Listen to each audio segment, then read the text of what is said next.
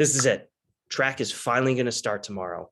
Huge shout out to these guys for being committed over the offseason, by putting in the work over the last month and a half, by being consistent, posting on Strava, coming to off-season conditioning, communicating with me and Coach Williams, and dedicating themselves to making this team better.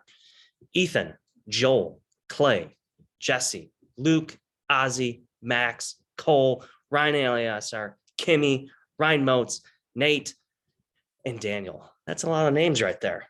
Okay. We are in a great position to follow up a very successful season from last year and making this program one of the best distance programs in the state. Yesterday, we got a small glimpse of the success that is about to come to all of us. Luke Wiley ran a 4:18.1 mile, not 1,600 mile. This puts him number 1 in the state and 10th in the country. Also, Max Zeisler ran a personal best with a 4:31 mile.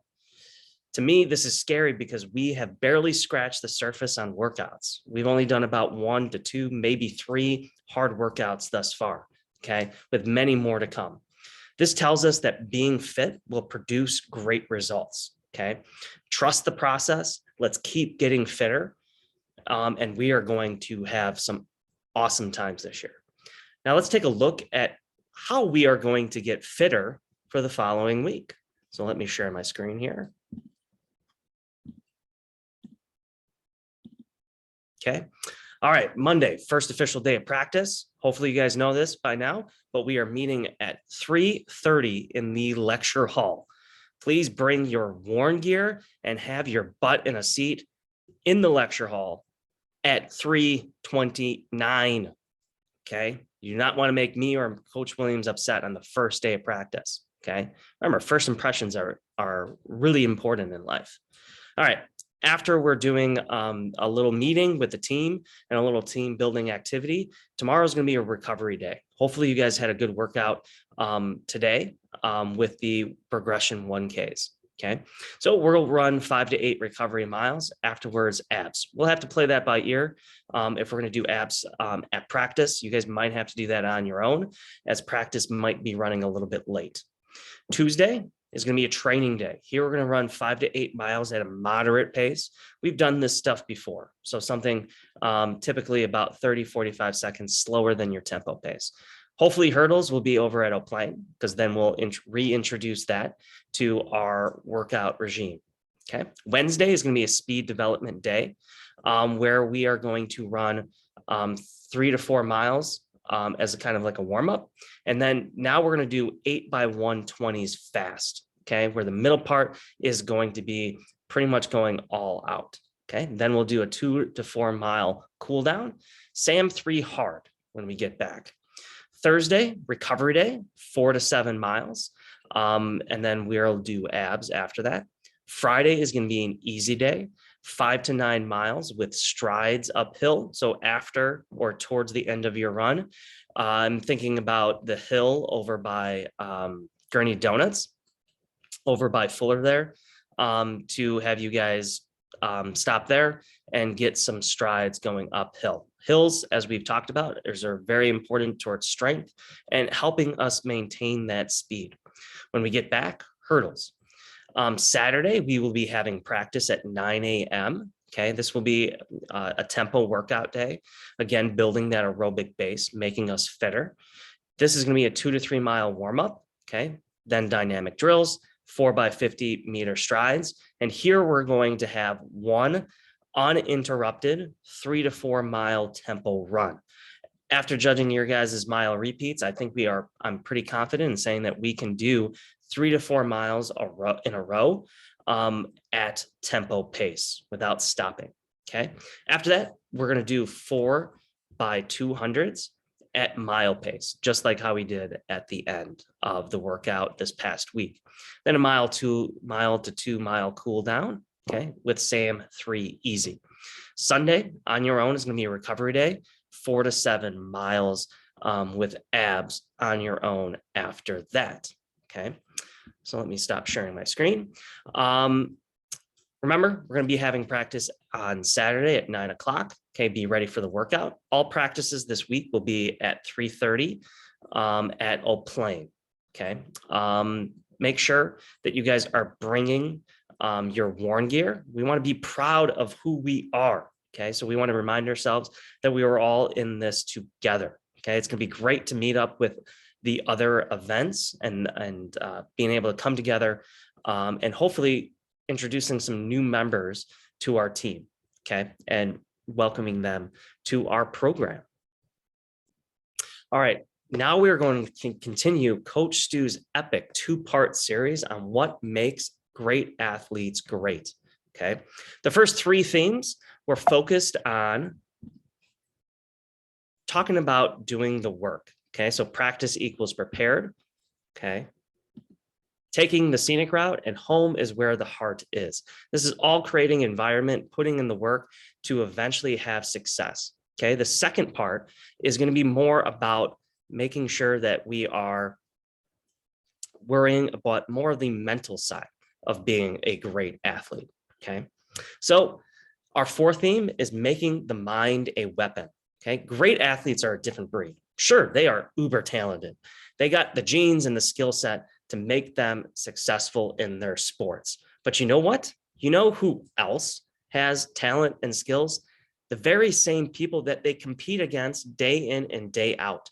The same people that they beat, sometimes several times over a season or years. So what is the difference? It really comes down to the mind. It all starts off with the mindset that they are going to succeed. They do not go into competition afraid of losing. They ooze confidence and positivity. One of my favorite press conferences was with Derrick Rose before the 2011 season. Rose was not outgoing. He struggled talking with the media at his press conferences, and they were usually awkward and hard to watch. But in this news conference, he stated and defiantly told those in the audience, why can't I be the MVP in the league? Why can't I be the best player in the league? I don't see why I can't be that. Why not me? Sure, we look at Derrick Rose's career very differently now, but at that moment, Rose for a second did not doubt who he was. He was confident in his own abilities. That season, he went on to win the MVP, proving to himself how talented he was. Great athletes embrace the big moments. Great athletes don't place limits on themselves. There are vocab words that they don't use, such as can't and lose. They don't use excuses as a reason for their shortcomings. Instead, they use their shortcomings as a way to force themselves to get better. Great athletes also have a short-term memory. They don't let those defeats define who they are, and they can easily move on to the next chapter or the next play or the next race. Okay. For example, okay, look at the recent national championship game. Georgia quarterback Stetson Bennett had one of the worst plays I've ever seen. He fumbled the ball and was recovered by Alabama. Okay. It was reviewed over and over again, so all can see his mistake, and it caused a tide to turn in the game. Yes, pun intended for those of you paying close attention. Okay. Even if it wasn't a fumble, okay, it would have been an embarrassing intentional grounding, which would have caused a huge penalty. Okay. So while he's watching this replay, he was just reminded about how bad of a play that was. So it would have been easy for him to think about that play and to lose his confidence. Instead, he rallied his teammates and went down the field over and over again with electric throws and beat Alabama, a team that has haunted them for years. Bennett was never a highly recruited athlete. Some were saying before the game that he might be the reason why they would lose the national championship game. But when his team needed him the most, Bennett was great. By having a short-term memory and confidence in his ability and not listening to outside noise, he made his mind a weapon, and he led his team to a national championship. The fifth theme is called last one in, last one out. I use this phrase because I associate these kind of people with those that are dedicated and in terms of athletes want to be better to grow as an athlete. Growth is an important part of being a great athlete. They are always looking to get better. They are never satisfied. One significant part of being a great athlete is not avoiding your weaknesses. No one is perfect, and we all have weaknesses that in sports, your opponent will try to exploit. At some point, the competition will be too good, and these weaknesses will come out. These weaknesses will most likely lead to defeats and losses and disappointment.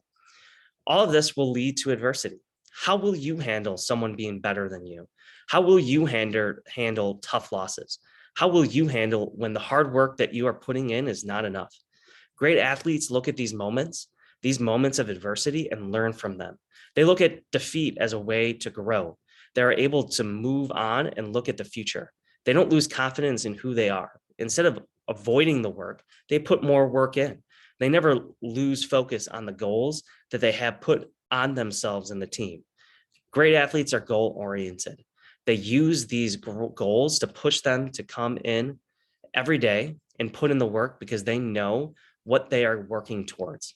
All of us at the start of this upcoming season have written down goals. That's why we had those Zoom meetings of the upcoming season. We have to remember the reason why we are trying to get better. And our final theme is let's play too. If you don't know, this quote is from Cubs great Ernie Banks. Now, the quote is often used to say that the weather is so good outside that we should play 2 games instead of 1. But if you really followed Ernie Banks' career, you would know that this quote really means that Banks absolutely loved playing baseball, and that 1 game a day simply was not enough. This theme is pretty simple. You have to love what you do. Great athletes enjoy training and competing. It's what makes them work on the hardest of days. You can see it from the practices before the games and during competition. They smile. These smiles allow them to relax as they've answered the all-important question, the why. The why being, why are they out there? Why do they work so hard? Why do they keep going on when there's so much adversity? All the greats have the why, and they want to share it with everyone else. They share their passion with their teammates, coaches, and fans. That positive energy makes everyone around themselves better. And remember, positivity and hard work are contagious. Great athletes themselves make a great culture wherever they are a part of. Look at the success of Tom Brady and LeBron James, who have won multiple championships in different locations. Sorry, Tom Brady lost today. Poorly playing, Mr. Steubenvall. They push their teammates to be better, and they are able to do this because their teammates have come to trust them and share in their passion. For us, remember, what are we doing here? Okay. Remember, running is fun. Okay. Embrace the craziness of who we are. We are a special breed of athletes that actually love running. Our sport is other sports' punishments. Okay. As a team, we can share our love for what we do. The upcoming season, we are going to be making some truly amazing memories. Remember, if you follow Coach Stu's 6-step program to being great, we are on our way for one of the greatest seasons we've ever had. Okay, let's make it happen. All right. So tomorrow, 3:30 in the lecture hall is where it all begins. Bring that winning attitude. No, bring that worn attitude. Baton, everyone. All right. So that's the end of Coach Stu's epic 2-part series. I can't wait to see you guys tomorrow, and let's get after it.